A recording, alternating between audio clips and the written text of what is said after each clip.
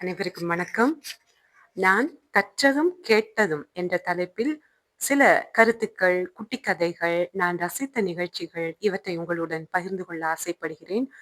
முக்கியமாக இது என்னுடைய மாணவர்களுக்கு மிகவும் உதவியாக இருக்கும் என்று நம்புகின்றேன்.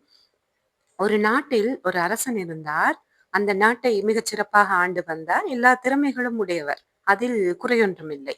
ஆனால் அந்த அரசனுக்கு ஆணவம் அதிகமாக இருந்தது. தன்னால் தான் எல்லாம் நடக்கிறது. நான் தான் எல்லாவற்றையும் நடத்துகின்றேன் என்று மிகுந்த தலைகனம் கொண்டிருந்தார். அப்பொழுது அந்த நாட்டிற்கு ஞானி ஒருவர் வந்தார்.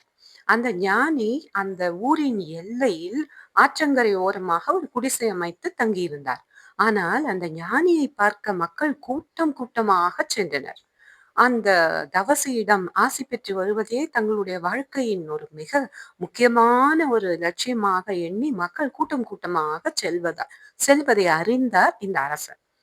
அப்பொழுது அரசன் அமைச்சரிடம் கேட்டார், "என்ன இப்படி அந்த ஞானியை பார்க்க இத்தனை கூட்டமாக செல்கிறார்களே, அந்த ஞானியின் புகழ் நம்முடைய அடுத்துள்ள நாடுகளுக்கு கூட பரவுகின்றதே, அப்படியானால் நாமும் சென்று பார்த்து வருவோம் என்னதான் என்று என்று அரசன் புறப்பட்டார்.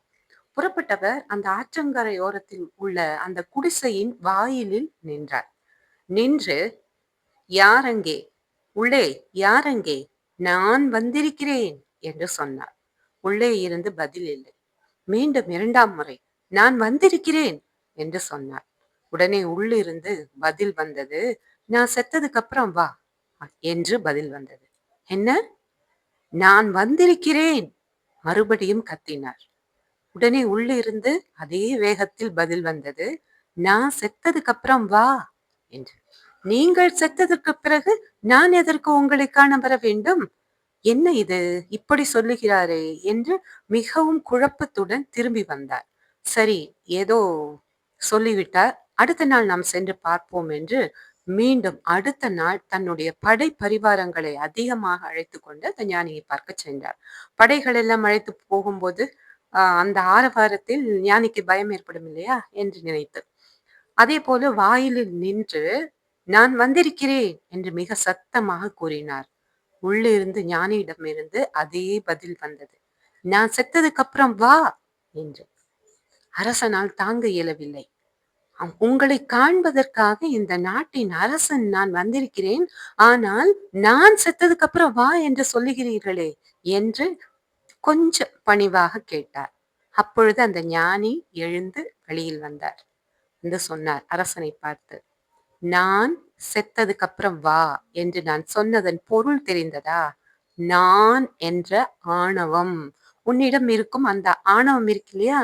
அந்த ஆணவம் மறைந்த பின்பு என்னை பார்க்க வா. அதுதான் உனக்கு பயனுள்ளதாக இருக்கும். அந்த எத்தனை திறமைகள் ஒருவரிடம் இருந்தாலும், நான் என்ற ஆணவம் இருந்தால், அவர்கள் எந்த ஞானியை பார்த்தும் பயனில்லை. இறைவனை பார்த்தும், இறைவனை தொழுதும் பயனில்லை. எந்த கோயிலுக்கு சென்றும் பயனில்லை. எனவே நான் என்னால் தான் எல்லாம் நடக்கிறது. நான் தான் அனைத்துக்கும் காரணம் என்ற எண்ணத்தை முதலில் விட்டொழியுங்கள். அதன் பிறகு நீங்கள் ஞானத்தை தேடி வரலாம் என்று சொன்னார் அந்த ஞானி. அந்த விளக்கத்தை கேட்டு அப்படியே தலை குனிந்தார் அரசர்.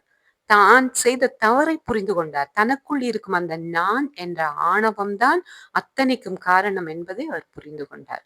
இனி அந்த ஆணவத்தை அழிப்பது என்ற அன்றே முடிவெடுத்தார். இதே போல இன்னொரு நிகழ்வும் இருக்கிறது. ரமண மகரிஷியை காண ஒரு பக்தர் சென்றார். ரமண மகரிஷியிடம் அந்த பக்தர் கேட்டார், "நீங்கள் கடவுளை பார்த்திருக்கிறீர்களா" என்று. "ஏன்? எதற்காக கேட்கிறாய்?" என்றதும், "இல்லை, எனக்கு கடவுளை பார்க்க வேண்டும். அதனால் அதற்கு தாங்கள் உதவி செய்ய இயலுமா?" என்று கேட்டார்.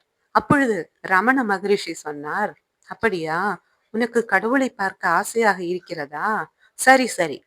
நீ யார்?" என்று கேட்டார்.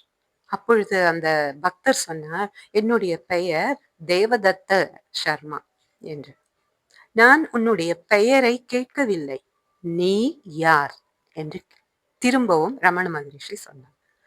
குழம்பி போனார். "ஓ, ஒருவேளை என்னுடைய ஜாதியை கேட்கிறாரோ" என்று எண்ணி, "நான் தான் சொன்னேனே சாமி, நான் தேவதத்த சர்மா, அதாவது அந்தணர் வகுப்பை சார்ந்தவன்" என்று.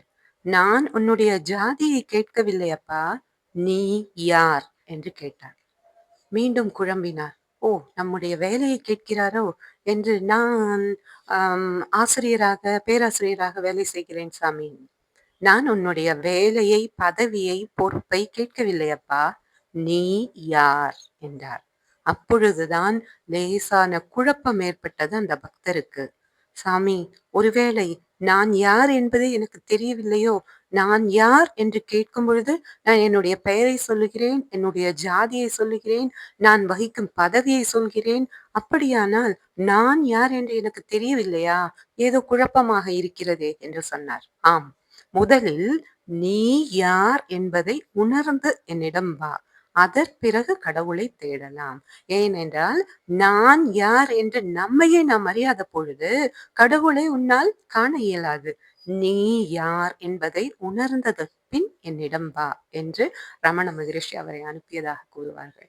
இப்படிப்பட்ட கதைகள் நமக்குள் ஒரு தெளிவை ஏற்படுத்தும். நமக்குள் ஒரு நல்ல மாற்றத்தை கொண்டு வரும் என்ற எண்ணத்தில்தான் நம்முடைய மாணவர்களும், நம்முடைய இளைய தலைமுறைகளும் இது போன்ற கதைகள் நிறைய கேட்க வேண்டும். சிந்தனை திறமையை வளர்த்துக் கொள்ள வேண்டும். யார் என்ன சொன்னாலும் அப்படியே ஏற்றுக்கொள்ள வேண்டும் என்பதில்லை.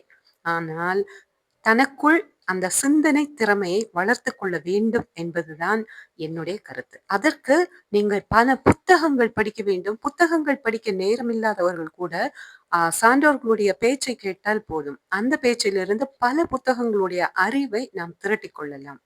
நன்றி.